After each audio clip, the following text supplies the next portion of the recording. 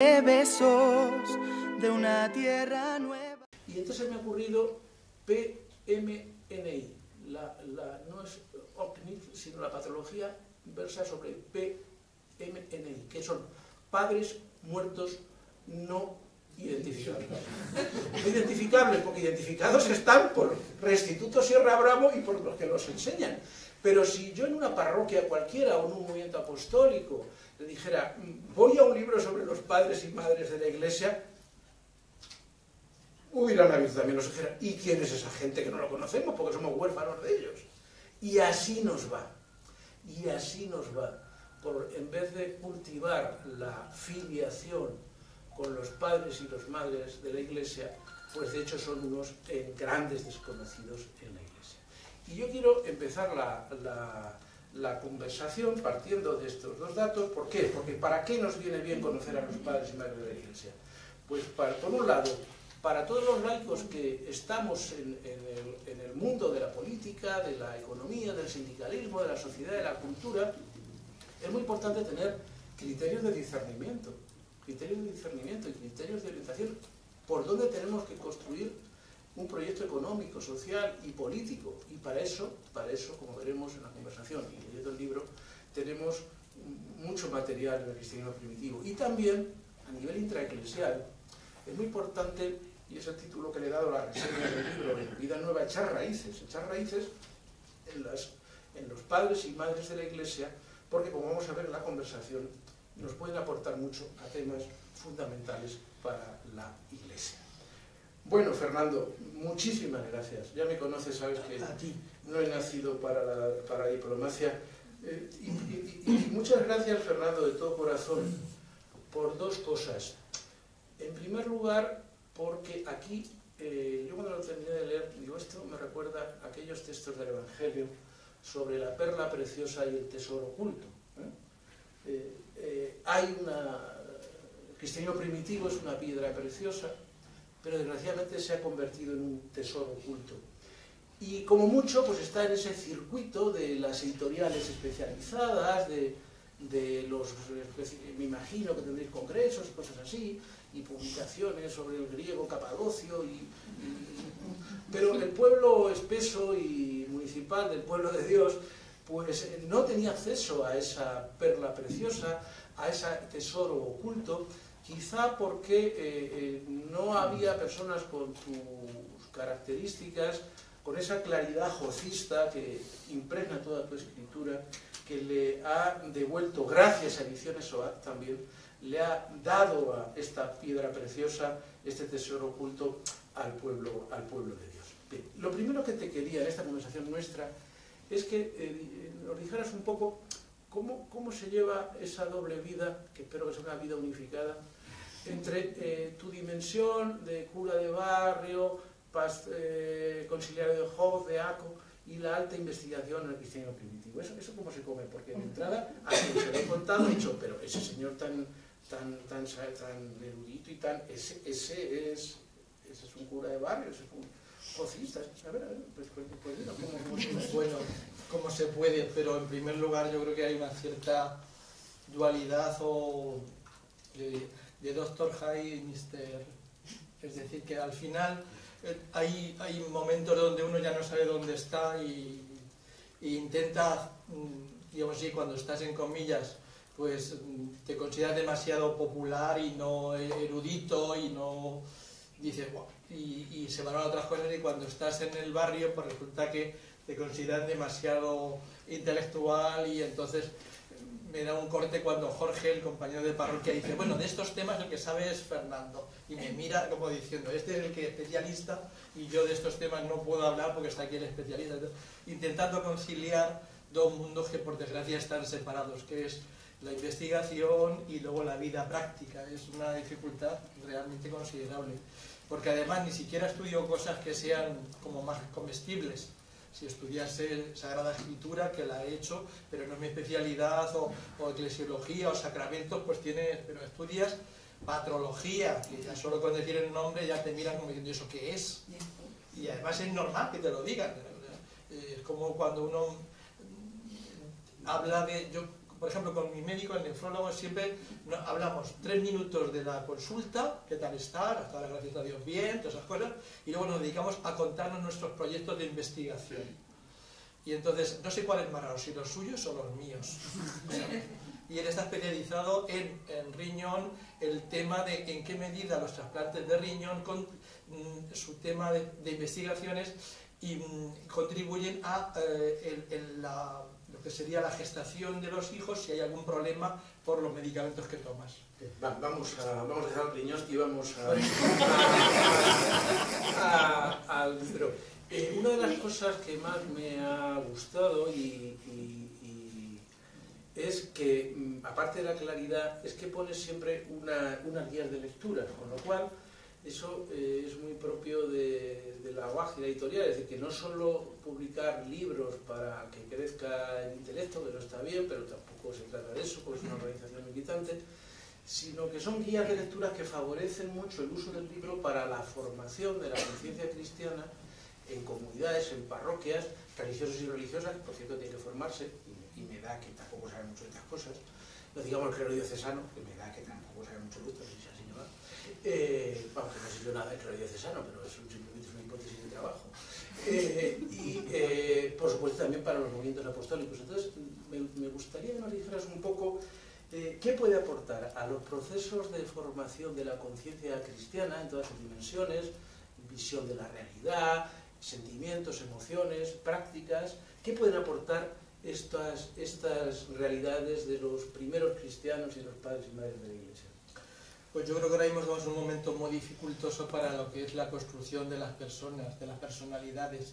Entonces, ellos tenían un método, tenían un contenido y tenían todo un recorrido de cómo ir construyendo personas en dificultades, personas desestructuradas, y en ese sentido, aunque sea un ejemplo, el otro día que me he pasado las redes sociales como absoluto ignorante, puse un libro que se llama La paciencia, y sorprendentemente los que más entusiastas están, trata sobre en qué medida para construir personalidades en la antigüedad los cristianos utilizan el tema de la paciencia o perseverancia. Bueno, está causando furor que el tema de la perseverancia sea un tema tan actual y toda la gente, es decir, los temas que ellos trabajan son los temas nucleares para construir personalidades, y eso no tenemos por desgracia hoy, y eso lo hacen ellos. Si te parece bien, te propongo que abordemos, Teresa, ¿cuándo hemos de callar los dos? Todavía tenéis 20 minutos. 20, bueno, o sea, como hay que ser siempre heterodoso, 25. Bien, entonces en estos 25, no sean 20. En estos 20... Rafael, 25 entre los dos. Sí, no, yo le voy a preguntar. Vamos a ver, en estos 25 minutos, Fernando, quisiera que abordamos 4 ejes de tu libro, que son 4 ejes sobre la vida de los primeros cristianos, que son las columnas en las que sostenemos nuestra fe, ¿no? Porque sin la Iglesia, pues nosotros hemos recibido la fe en el seno de una tradición histórica de la Iglesia. Esos 4 núcleos que quiero que hablemos es la fraternidad y la igualdad en el cristianismo primitivo, el proceso de convertirse en cristiano, los cristianos en el mundo y el modelo comunitario. Vamos a ver, primero el tema de fraternidad e igualdad en el cristianismo primitivo. Tú ahí, les aconsejo que el libro, si les parece bien, lo inicien entre las páginas 94 a 104. Yo creo que es para militantes cristianos y para laicos como mejor se puede enganchar uno a estos temas, que tienen que ver mucho con algunas citas de los santos padres que he dicho, ¿no? Y ahí hablas tú de cómo los primeros cristianos se enfrentan a 3 tipos de desigualdad. Las desigualdades de género entre hombres y mujeres, las desigualdades sociales entre esclavos y dueños. El cristianismo crece en un modo de producción esclavista, en un imperio, dominio imperial, imperialismo político, y también las desigualdades económicas. Vamos a empezar con el tema de las desigualdades de género. Yo sabes que te he agradecido mucho que hables de padres y madres de la Iglesia. Yo no sabía que había madres de la iglesia, ignorancia. Y me alegro mucho tener una madre desconocida, tengo unas enormes ganas de conocerla, ¿no? Pero vamos a empezar por el tema de cómo afrontaban el tema de las desigualdades de género los primeros cristianos.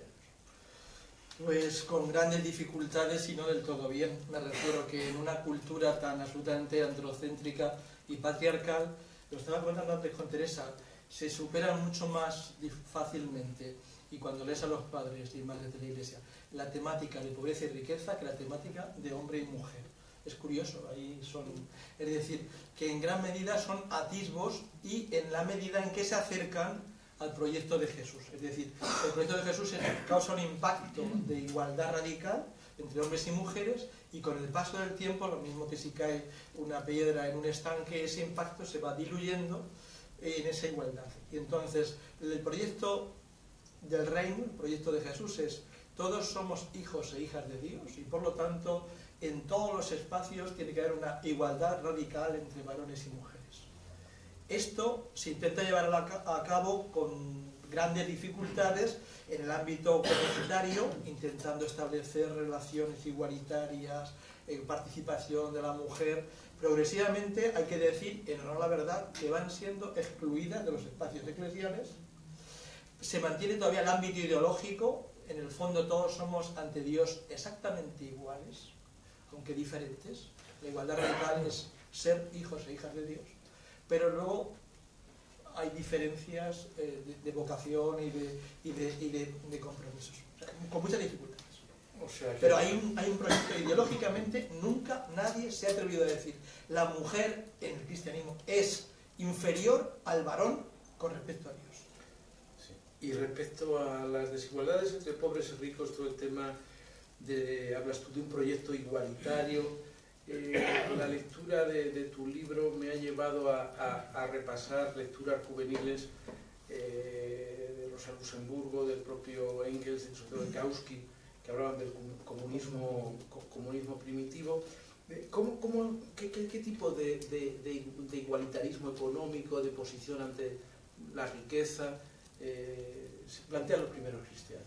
Yo creo que hay un doble nivel. Por un lado, de cara hacia afuera, mantener unas estructuras comunitarias que posibiliten, sobre todo, que los más necesitados tengan un espacio de acogida, punto primero, Cáritas, pero luego dentro, en el interior de la propia comunidad, generando grupos donde la parte económica no sea diferencia, sino que sea un elemento clave de comunión. Es decir, invitando a creación de grupos de compartir los bienes, ámbito monástico o ámbito unidades reducidas, es decir, proponiendo ejemplos de cómo la igualdad económica es posible en espacios reducidos y se puede plantear como deseable para el espacio común, e incluso, sobre todo y fundamentalmente, evitando que las desigualdades vayan a más y generando instituciones y alternativas para que esas desigualdades vayan reduciéndose progresivamente. Ámbito Cáritas, atención a la mujer, situaciones de gente, emigrantes, todo eso es un tema clave.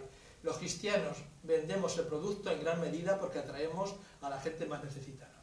Sí, pero hay una crítica furibunda a la acumulación de riqueza y a la apropiación de riqueza.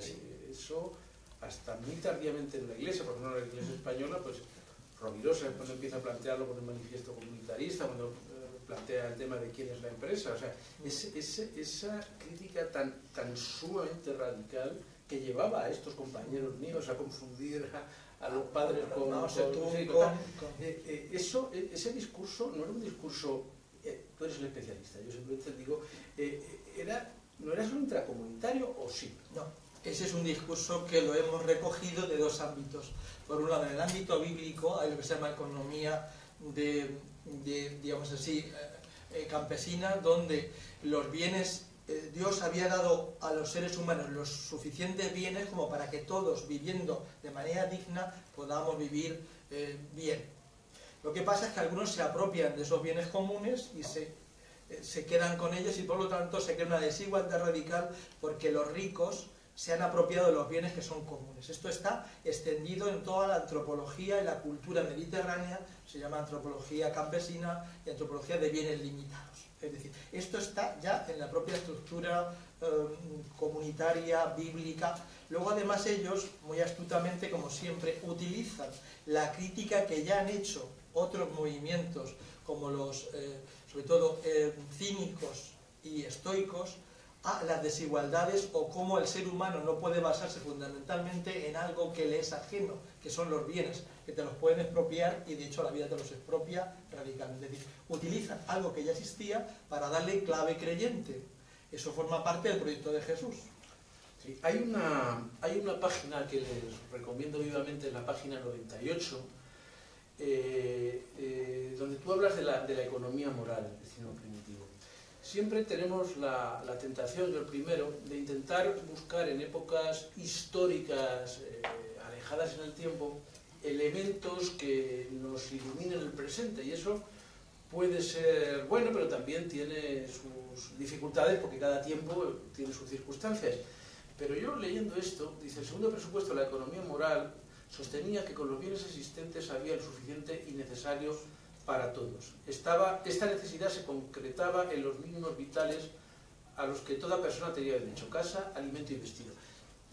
¿Ves alguna relación? Yo por lo menos encuentro alguna relación con la búsqueda de la economía ecologista, de crecimiento, de todo el cuánto es suficiente, cuánto es bastante, el tema de la economía de los bienes comunes, la propia economía feminista. Podemos trazar algunas relaciones entre la economía moral y esta búsqueda de otra economía no basada en el hiperproductivismo y en la acumulación. Háblanos un poquito, ¿no? Vamos a ver, voy a hacer sobre un breve recorrido místico, que será, en principio, en el ámbito bíblico, la Biblia lo que propugna es este esquema económico. Tenemos lo suficiente siempre y cuando nos ciñamos a los mínimos vitales y necesarios para vivir de manera digna. Por lo tanto, todo lo que supere eso o rompa ese proyecto va en contra del proyecto de Dios. Eso se mantiene en el ámbito popular a través de instituciones como pueden ser los monasterios, donde eso se intenta llevar a cabo. A partir de lo que es la revolución industrial y lo que sería el siglo XIV-XV, ese proyecto que conforma la ideología económica se queda rota y aparece el capitalismo, Weber & Company, es decir, y ahora hay como ciertos movimientos que, recogiendo esa semilla, ese proyecto, esa manera de entender la vida y la economía, lo vuelven otra vez a poner en práctica y recogen en buena medida las semillas y los frutos que ya han hecho anteriormente otros. Sí, como siempre hay que hacer agitación y propaganda, por si acaso no tienen ustedes todavía, Ediciones SOAC ha publicado un libro muy interesante sobre cristianismo y economía, repensar el trabajo más allá del capitalismo, cuya lectura les hará mucho bien. El segundo bloque con el que quiero dialogar ahora es el proceso de convertirse en cristiano. Yo aquí siempre digo hay que aprender de la historia, pero no forzarla. Y además, como está aquí un maestro nuestro como es Juan María Laboa, pues hay que intentar ser riguroso, ¿no?, en estos temas históricos, pero yo le veo muchísima actualidad. El proceso de convertirse en cristiano. Tú dices en la página 19, hacerse cristiano no era fácil, con las ganas que tendrían de una nueva evangelización para aumentar el número, ¿no? No era fácil, ni lo ponían fácil, ¿no? Ni lo ponían fácil siendo muy pocos. Entonces, ¿qué destacarías tú del modelo de iniciación cristiana? Que era una iniciación cristiana de adultos. Era una iniciación cristiana de adultos, una iniciación cristiana llevada por grupos muy reducidos numéricamente, en sociedades totalmente paganas y hostiles, y que no regalaban el ser cristiano.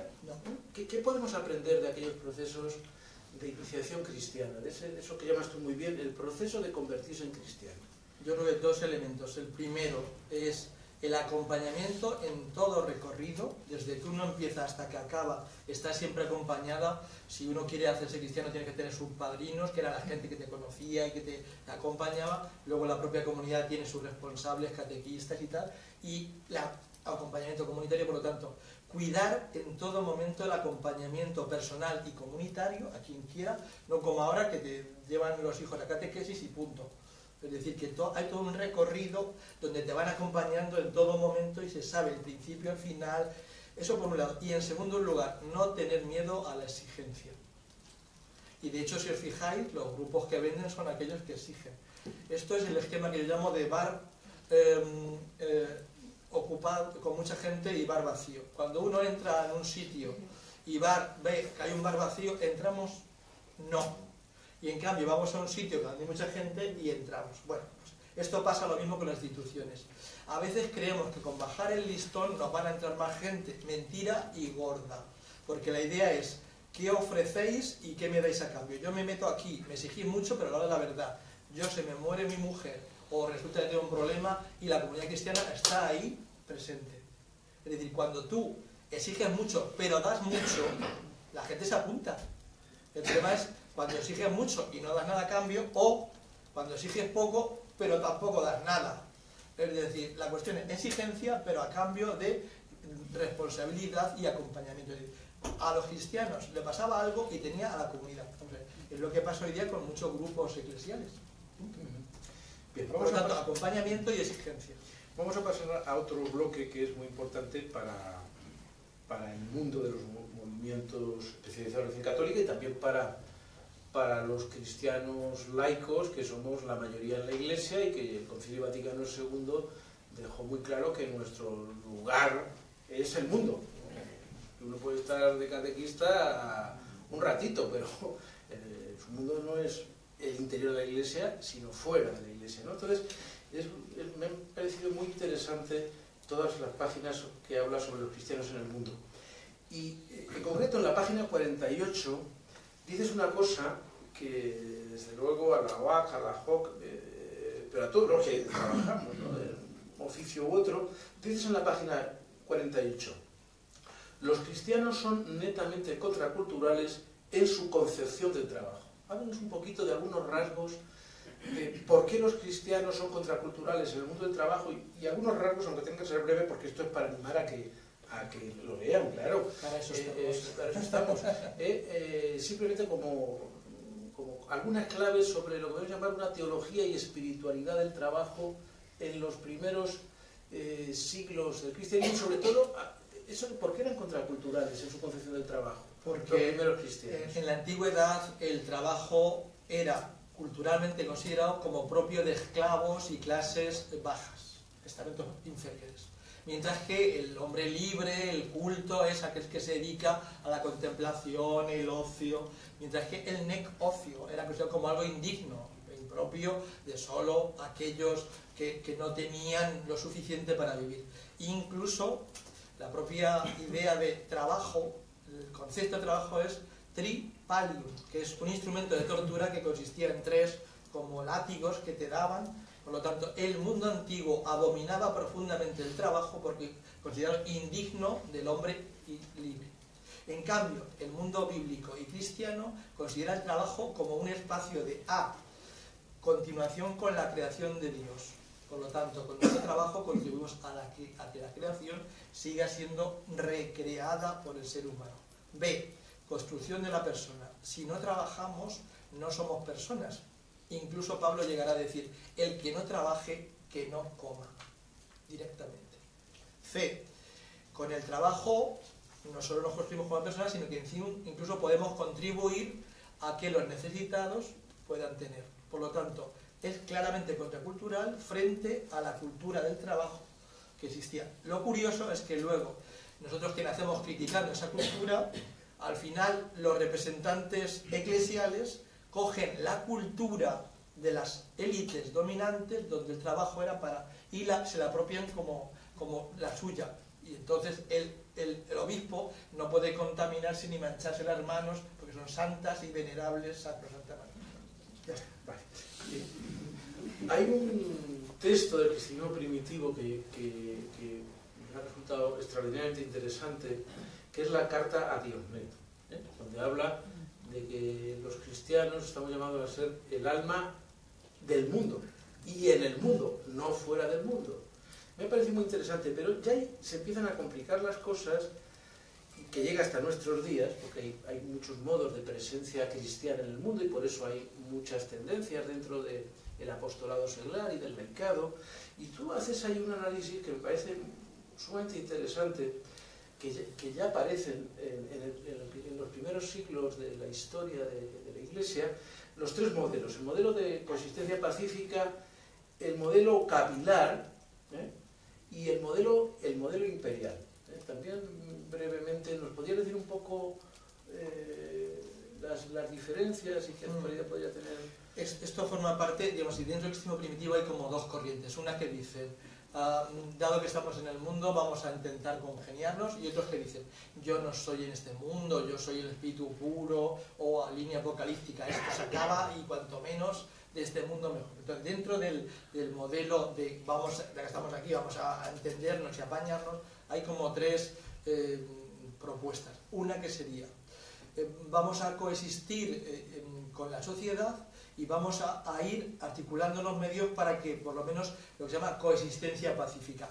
Yo no te agredo, tú no me agredes. Y por lo tanto, con las relaciones con las autoridades y con tal, vamos a mantener una especie de coexistencia pacífica. Vamos a intentar incluso tener ciertos acuerdos. Punto segundo. El modelo imperial es, bueno, cuando éramos minorías, que nos respeten. Pero ahora que somos mayoría, somos los que imponemos la ley, y España es oficialmente católica y por lo tanto las leyes tienen que ser oficialmente católicas, es decir, una propuesta imperial donde el Estado o la sociedad tiene que adaptarse a la religión. Y ese es el modelo imperial, que tiene varias variantes en Occidente y en Oriente, pero que es en el fondo en lo que ha perseverado. Es decir, en Occidente es la Iglesia es la que marca el ideario y el Estado se encarga de ejecutar mediante sus leyes, mediante sus prácticas, ese ideario. El modelo oriental es totalmente diferente. Y a mí el que me interesa no es ni el modelo de coexistencia pacífica ni el modelo imperial, porque creo que en el fondo no se respetan las autonomías legítimas, sino el modelo capilar, que es, vamos a estar en la sociedad de tal manera que, aun sin ser del mundo, entenderme bien, sin adoptar las prácticas y los valores mundanos, contribuyamos a que este mundo sea un mundo mejor.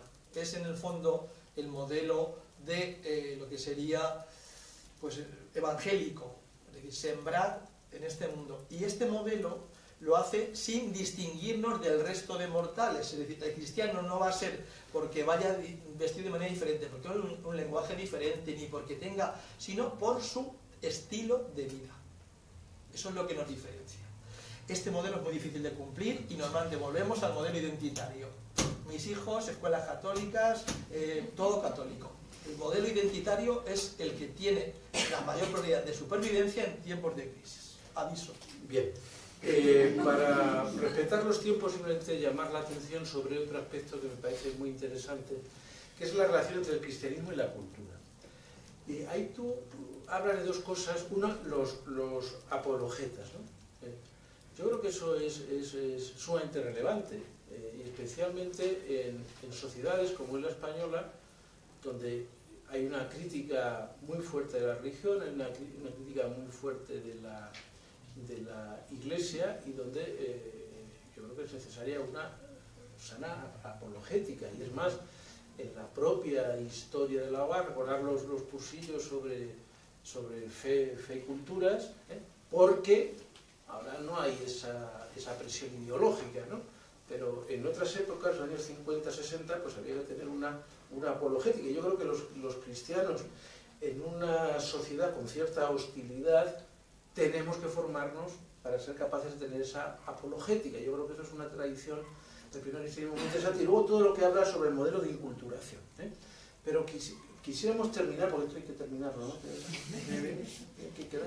5 minutos. Sí. Muy bien, muy bien. Genial. Vamos a ver, el modelo comunitario. Una de las cosas que queda clarísimo en tu libro, y vamos, rotundo, a mí es casi lo que más me ha quedado, pero no porque lo digas tú, sino porque tú creo creo que reflejan muy bien lo que pasaba entonces, y es que el cristianismo primitivo es ante todo y esencialmente comunitario.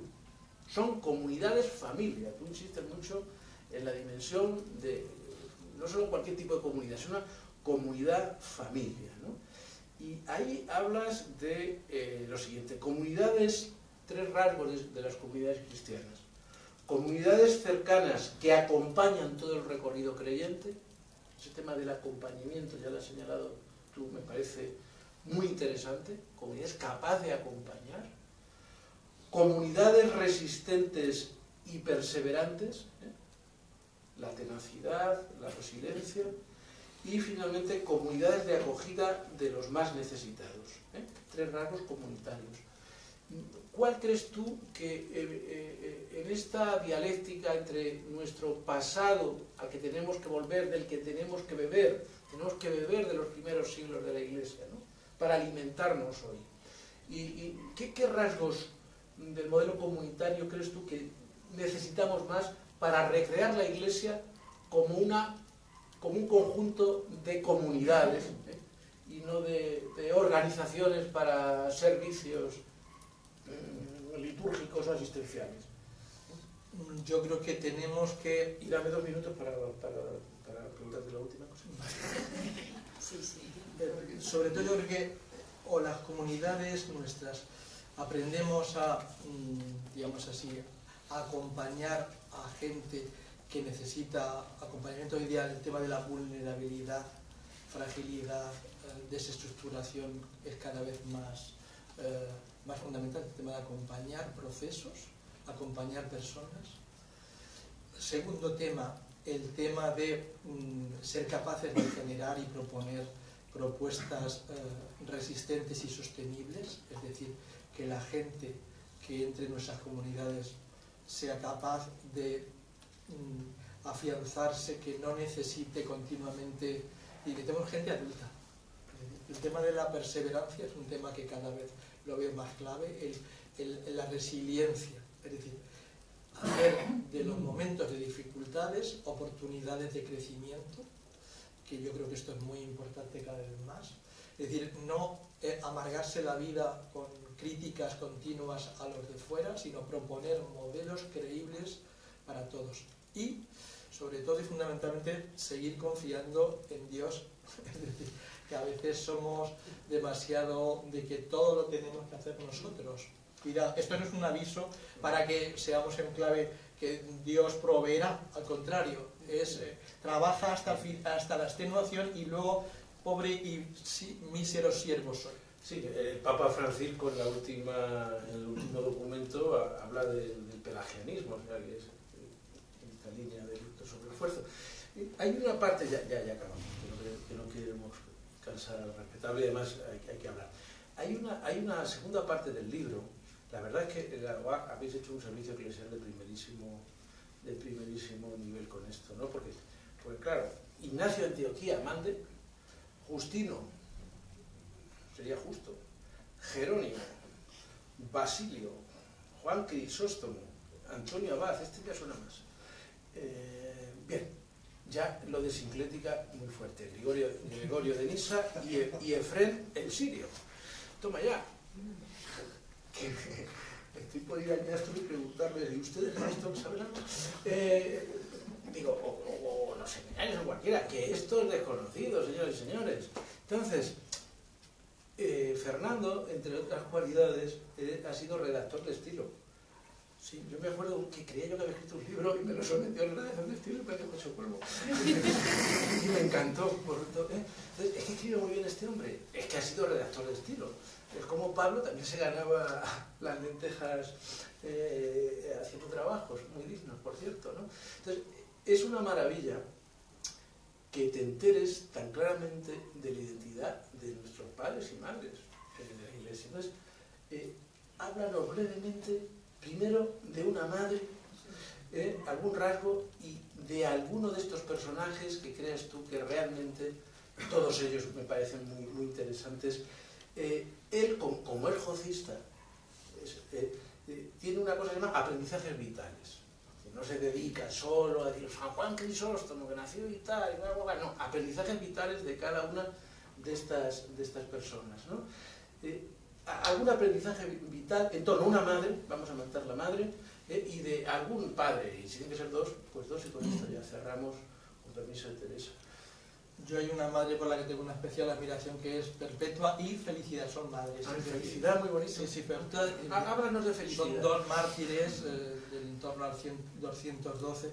Ella es una noble matrona, tiene un hijo de meses, y ella, que es una esclava, está embarazada. Los meten en la prisión, la cárcel no existía, y en esa situación Perpetua es capaz de pasar, ella es de clase noble, estamento superior, y es capaz de descubrir, tras el trauma inicial, su condición de cristiana, que le hace oponerse a algo fundamental, que es, primero, se opone a su padre, con el que estaba excesivamente unido, algo inusual. Segundo, es capaz de plantearse incluso la maternidad es un valor fundamental y clave, pero está en función de algo más importante, que es el ser persona, y por lo tanto no se puede renunciar a nada. Y en tercer lugar, en la tarea del acompañamiento, cómo ellas se acompañan entre sí, dos mujeres en situación absolutamente, ella tiene que dar luz en la prisión, en la cárcel, y la otra de 3 meses, es decir, el lenguaje de mujer, que no hemos entendido los varones, nos quedamos a años luz. Total. Y cuando dice, y lo sentí, y luego con respecto al varón, yo lo siento, tengo una predilección por Basilio de Cesarea, que fue mi tesis doctoral, y me parece un personaje excepcional por lo completo que es, lo tiene todo, o sea, que tiene espiritualidad, tiene saber, tiene vida monástica, tiene caridad. Digo, ¿y cómo puede ser esto si nosotros no nos da la vida ni a la 10ª parte? Yo digo, bueno, es que no tenían televisión, ni móviles, ni nada, pero aún así, son seres excepcionales. Basilio de Cesarea y Perpetua y Felicidad. Para cuando vayáis a hacer la visita al pastor de la iglesia local, le podéis llevar este libro y le decís, sería bueno que empezara su evidencia por la página 160, donde habla de Basilio o el obispo modelo. Bien, pues ahora Teresa puedes ir. Muy bien, muchas gracias. Muchas gracias por esta intervención, por este camino, ¿no? Que nos habéis abierto estas perspectivas nuevas. Y bueno, ahora hay un tiempo que os animamos, ¿no?, a compartir lo que os haya transmitido o alguna pregunta que queráis hacer. No sé, ellos estarán muy de acuerdo. Fernando. Bueno, en primer lugar, pues gracias por el libro, que merecía la pena publicarlo y que dentro también de la editorial OAC es interesante, ¿no?, desde esa perspectiva. Hay en el libro una cosa que está flotando todo el rato, que es el cambio que se produce en la Iglesia cuando pasa de ser, lo habéis definido de un modo u otro indirectamente varias veces durante la conversación que habéis tenido, pasa a ser digamos, una organización, es mucho decir, un conjunto de comunidades que intentan capilarmente, mayoritariamente, ir extendiendo la fe de la gente, ¿no?, con unos hábitos, unas formas de integración, de pertenencia determinadas. Hay un momento en que pasa a ser la religión oficial del imperio, ¿no? Claro, y todo cambia. Cambia la forma de pertenencia, la forma de hacerse de la Iglesia, la forma de actuar de la Iglesia, todo cambia, ¿no? Entonces, todo el libro hace mención, referencia directa o indirectamente a ese cambio que se produce. A mí, yo no dejo de darle vueltas a ese asunto, ¿no? Y claro, el vicio que tiene uno es traérselo a la realidad actual. Y yo tengo la sensación, no sé si lo compartiréis, pero creo que puede ser motivo para diálogo, que ahora mismo no estaremos en una situación de iglesia, al menos en España y creo que en muchos países también, más acostumbrada a una manera de hacer más concordante con esa iglesia, digámoslo así, imperio, ¿verdad? Una una manera de ser, de pertenecer, de entrar, de pronunciarse socialmente, de los medios que quiere tener, pero con una situación social más propia o más parecida a aquella en la que comenzó la Iglesia de Jesucristo. Otra de las cosas que me llama la atención y que va ligado es los datos que tú das, los pocos datos que tú das, estadísticos de proporción, son la estimación que haces de cuántos cristianos había a finales del siglo I, que te faltan ceros para poner detrás de la coma y un montón de ceros. 0,0004. Sí. Y, después, y al final del siglo II. El 2%. El 2%.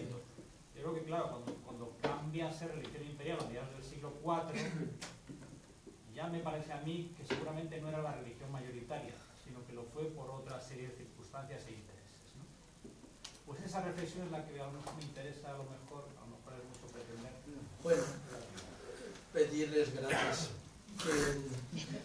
Yo creo que ahora mismo la situación es, la realidad es, asistimos a un proceso en Occidente de una progresiva descristianización.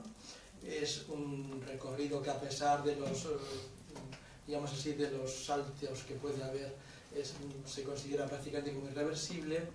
La cuestión es cómo nos planteamos esa realidad. El cristianismo nace en un espacio muy parecido al que nos encontramos hoy en nuestras sociedades. Lo más parecido que ha habido a lo largo de la historia es lo de hoy. Entonces, una realidad donde mayoritariamente la práctica está disminuyendo. Os aconsejo que os leáis vivamente el último estudio sobre el informe de la juventud actual. Es demoledor. Quien no quiera verlo, es decir, todavía el cristianismo se está sosteniendo por un segmento de población que son de 50 para arriba, aparte de lo que tenemos en la barriga, todo ese sector, pero de 40 y 30 para abajo, esto es un erial. Perdonad, no es por la expresión. Entonces, la idea es cómo te enfrentas a esa realidad. Entonces, hay tres modelos. Modelo nostálgico, añorar los antiguos y poner verde a lo que hay ahora, con una especie de continuo. B, modelo, aquí no ha pasado nada y por lo tanto tenemos que proponer alternativas tan absolutamente avanzadas y tal, que al final no se te apunta a tal. Y entre medias va a quedar como una especie de masa damnata, un grupo muy importante de gente que, siendo minoría, va a plantear distintas alternativas creíbles y practicables. El que se propone y va a quedar como consolidado, desde mi punto de vista, como el que tiene más de ganar en tiempos de crisis, es el modelo identitario y, por tanto, el primer modelo, nostálgico, en distintas variantes. Y de hecho las resistencias que hay a cualquier planteamiento de cambio en la Iglesia responden a eso. Es decir, ante la situación, yo me aferro, como en una crisis, me aferro a lo anterior. Las propuestas que vayan encaminadas hacia una creación de comunidades pequeñas y tal, van a tener mucho futuro, pero cuando los grupos son muy identitarios. No quiero decir nombres, pero todo el mundo sabemos, si digo Opus, Nacatecumenales, grupos muy identitarios. La difícil es cómo mantener una propuesta donde yo estoy en la sociedad, propongo un modelo alternativo, pero tampoco le obligo a la persona a dejar todo su proceso. Ese grupo intermedio lo tiene muy difícil, por ambos lados, y porque además es muy complejo en estos momentos proponer, porque se va a ser acusado desde quinta columnista hasta enano infiltrado, lo que queramos decir, ese modelo. Ahora, de ahí es donde en la antigüedad provinieron las salidas eclesiales. Punto.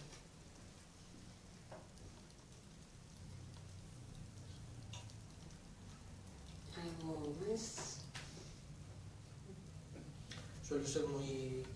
José Luis. Sí, no, yo quería preguntarte, pues eso, antes no existía internet, no existía el teléfono, no tenía móviles.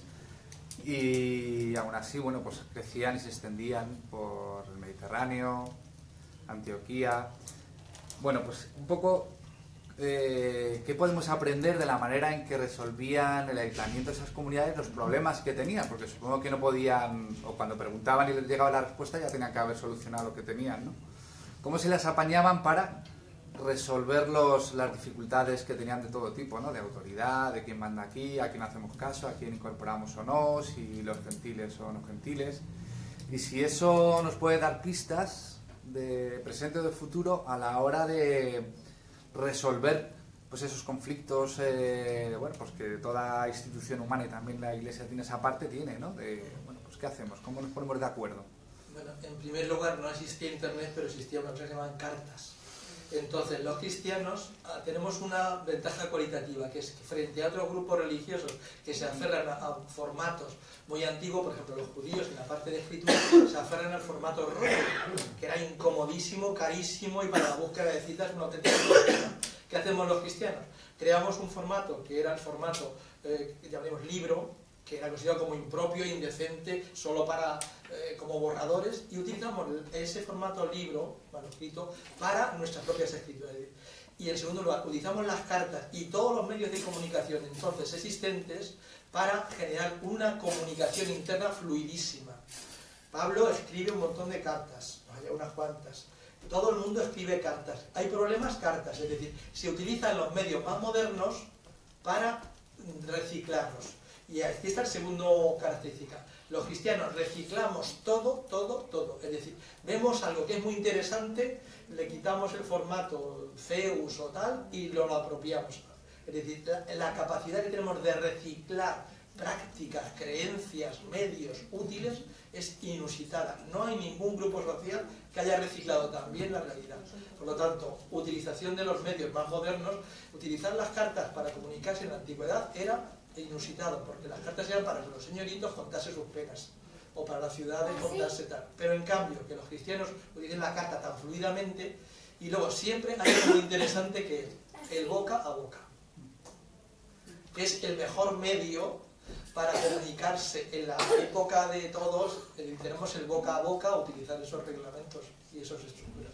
Es decir, utilizar los recursos que tenemos ahora al alcance y llevarlos para nuestro uso. A mí me sorprende lo lerdos que somos para la utilización de redes sociales y medios de comunicación dentro de la Iglesia. Y estamos a lo mejor en un espacio donde a lo mejor decir esto suena un poquito raro. Somos absolutamente inútiles generando medios de comunicación. Se nos nota la legua, no sabemos trabajarlos, prácticamente somos costosísimos y enseguida nos etiquetan.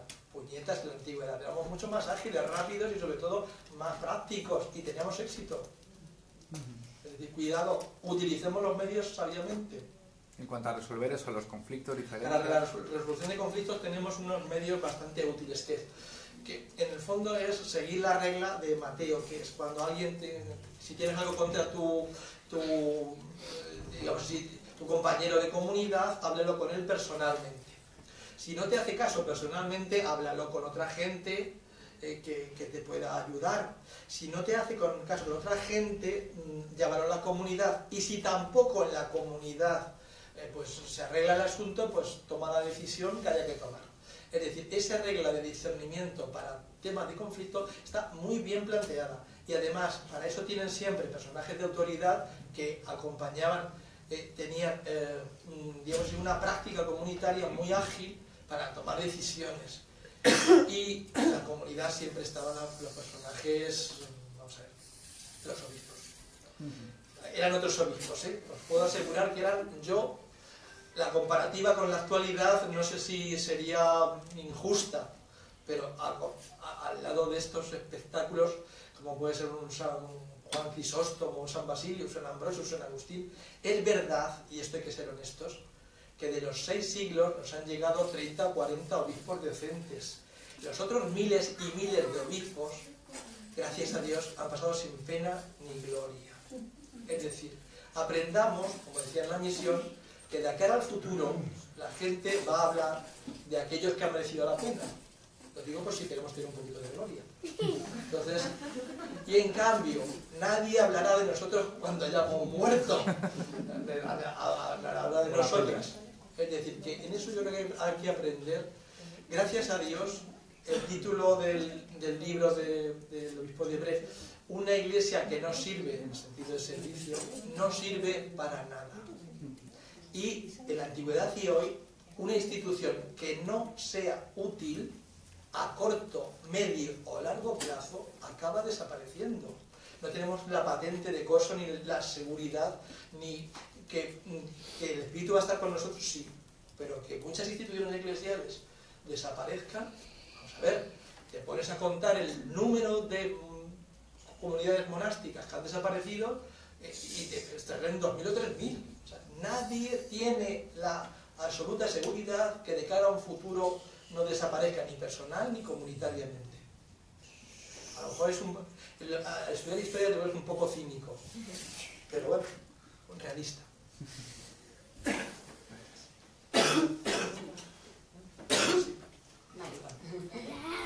Las primeras comunidades eran más plurales que son las de ahora. En el siglo II muchísimo más.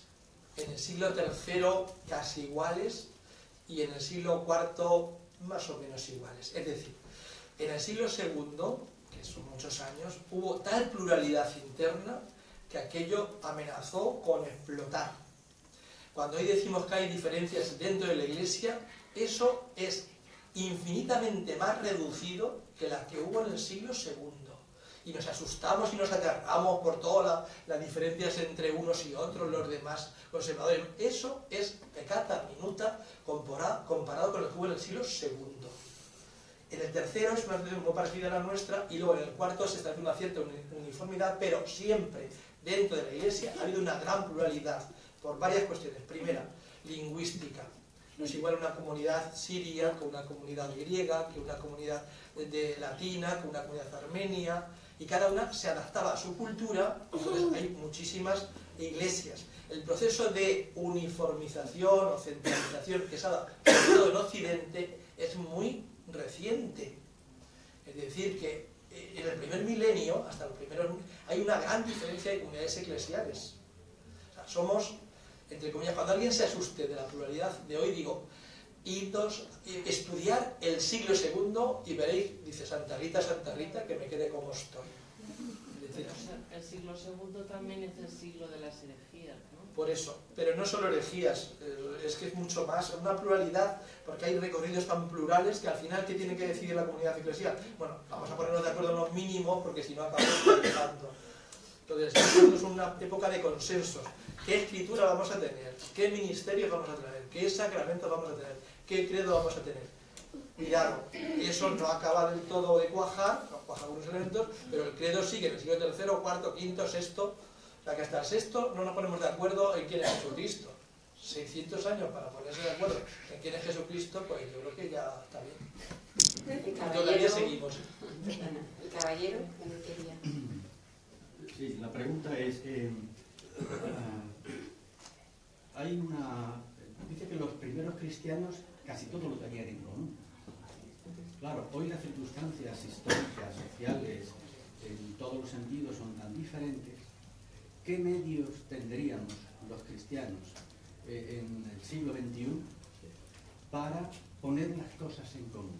Preguntado de otra manera, ¿es posible defender la causa de los más necesitados, de los trabajadores, sin participación política? Yo creo que hay que tener presente dos cosas. Una cosa es el ideario, el proyecto hacia el cual queremos ir, que es tenerlo todo en común, y luego otra cosa es la realidad. En la realidad no todos lo tenían en común. Es decir, que había grupos minoritarios donde eso se practicaba, llamémosle comunidades monásticas, donde sí se tenía en común, y en cambio la inmensa mayoría de la gente vivía en sus comunidades sin tenerlo todo en común. Y entonces, ¿qué medio tenían para poner en común esos bienes? En primer lugar está el tema de la denostada limosna, que hoy día yo no quiero caridad, quiero justicia. Digo, pues tontarrias. Si hoy día, vamos a ver, todas las instituciones que trabajan por la justicia, ¿con qué se sostienen? Con la limosna, llámele crowdfunding, llámele donación, llámele tal, es decir, aportaciones que la gente hacía para la propia comunidad. Es verdad que se era muy exigente con el tema de incidencia en la limosna, en que eso estaba muy... Hoy día, en cambio, lo dejamos casi... El tema de Cáritas, yo creo que es un tema clave en nuestras comunidades eclesiales. El tema de la comunión de bienes, yo creo que había que incidir. y el tema de la participación de los cristianos en la vida pública. Es decir, no nos podemos reducir a espacios, digamos, intraeclesiales, sino que debemos animar a la participación de los cristianos y cristianas dentro de la vida pública, porque es el espacio donde se gesta la sociedad del futuro. Es decir, la sociedad del futuro no se va a gestar en los espacios eclesiales, sino en el espacio público común a todos. Cuidado, lo que hacemos los cristianos, como todo grupo, espero que lo haga, es contribuir a que los miembros de la comunidad participen activamente con sus ideas y su protagonismo en esos espacios eclesiales. Y cuidar a esa gente para que sepa que no está solo, animarles a participar. En eso los movimientos apostólicos han sido un germen y un semillero de militantes. Pues bueno, yo me asusté cuando vi en el libro de Rafa, de esa historia de democracia, que cerca del 60% de los militantes del PSOE había pertenecido a la JOS y la OA. Es decir, y en ese sentido, es decir, animar a que los cristianos participemos en la vida pública me parece básico y fundamental. Porque además, si no lo hacemos públicamente y organizadamente, lo vamos a hacer de manera oculta, callada y veladamente. Es decir, grupos paraeclesiales que se aprovechan, llamémoslos Yunque, llamémoslos otros grupos, no quiero decir nombres, que al final lo hacen de manera oculta, callada y torticera, y aprovechándose para su propio grupo. Si lo hacemos, transparencia, que sepamos cómo somos. Y luego, pluralidad. No hay un solo modo de participar en la vida pública. Y no nos deben decir o votas a esto o no eres cristiano. Eso está muy bien para grupos sectarios, ya podemos serlo. Pero en la Iglesia siempre se ha cuidado muchísimo y el problema viene cuando los grupos cristianos se convierten en sectarios. Así que gracias por la pregunta. Muy bien, pues creo que vamos a ir acabando. Si hay alguien, alguna interacción más. Pues yo creo que esta última respuesta nos ha venido muy bien por darnos un poquito más de positivismo, ¿no? Porque de aquí se han sacado también palabras clave que habéis estado diciendo, como la comunión de bienes, ¿no? La economía moral, el acompañamiento, la resiliencia, el trabajo como construcción de la persona, que son pues valores que tenemos que ir poniendo en alta y que tenemos que trabajar para eso. Pues ahí estamos y es una tarea que tenemos pendiente. Pues nada, os doy las gracias a Rafael y a Fernando pues por vuestro esfuerzo y tiempo, porque lo tenéis muy, muy duro, ¿no? Estáis muy atareados. Y también por esa implicidad que tenéis en la transmisión del mensaje de Jesús. Y a vosotras y a vosotros, pues muchas gracias también, en nombre de la Comisión Permanente de la OAC, os doy las gracias. Esperamos que este acto pues haya cumplido las expectativas que hayamos creado.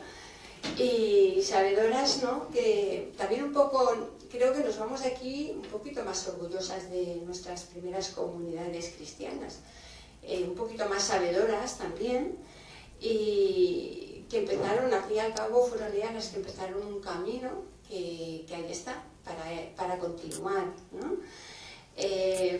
Como dice Francisco, en la homilía de Santa Marta, dice: no sirve ningún vademecum de la evangelización, sino que es necesaria la cercanía, aproximarse, para ver qué sucede y comenzar a partir de esa situación. Pues nada, muchas gracias.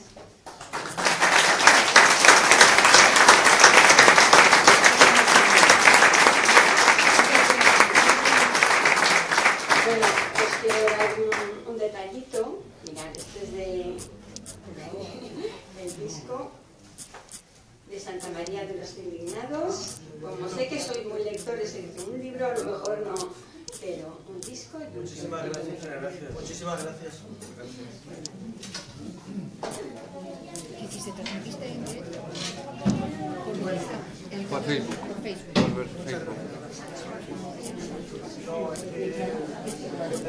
Lo vamos a dejar ahí guardado, que luego queda ahí. ¿Qué pasa, Luis? Luis, no saldrá de ningún sitio. O... No lo verá nadie, no te preocupes.